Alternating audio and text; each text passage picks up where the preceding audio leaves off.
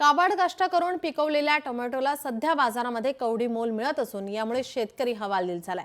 टोमॅटोचा हब अशी ओळख असलेल्या उत्तर पुणे जिल्ह्यातील नारायणगाव बाजारामध्ये टोमॅटो एकेकाळी 200 रुपये प्रति किलोने विकला गेला, मात्र आता टोमॅटोचे दर थेट 2.5 ते 10 रुपयांपर्यंत घसरले।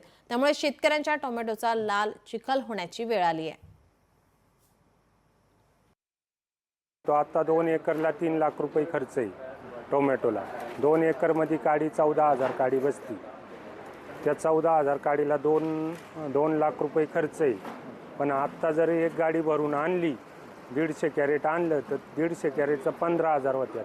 त्या 150 कॅरेटला एकूण खर्च तुम्हाला सांगतो, मजुरीच जाते 8,000 रुपये, गाडीचं भाडं जाते 2,000 रुपये, 4,000 रुपयात नाही ना औषधं खुरापणी, त्याला फवारण्या आहेत, परवडतच नाही। सुरुवातीचे 1-2 महिने सोडले तर वर्षभर टोमॅटोला चांगले बाजार राहिले।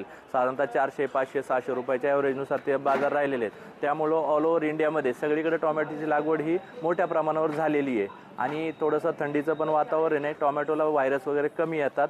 MP म्हणजे भारतामध्ये पाहिलं तर मध्य प्रदेशमध्ये टोमॅटो चालू आहेत, गुजरातमध्ये टोमॅटो चालू आहे, पंजाब वगैरे त्या साईडला तिथले लोकल टोमॅटो चालू आहेत। इकडं महाराष्ट्रामध्ये पाहिलं तर नाशिक बेल्ट पूर्ण चालू आहे, इकडे बीड, शिरूर तिकडनं टोमॅटो आहे, नारंगाव भागातले सुद्धा टोमॅटो चालू आहेत। सगळीकडे टोमॅटोची लागवड आता म्हणजे माल चालू आहे, त्यामुळं आवक जास्त असल्यामुळं इथं सध्या टोमॅटोचे बाजारभाव थोडेसे पडलेले आहेत आणि पण महिन्याभराच्या आसपास बाजारभाव थोडेसे जागेवरती येतील अशी आम्हाला सर्वांना अपेक्षा आहे। लोकशाही मराठी ऐका, पहा, जागरूक रहा।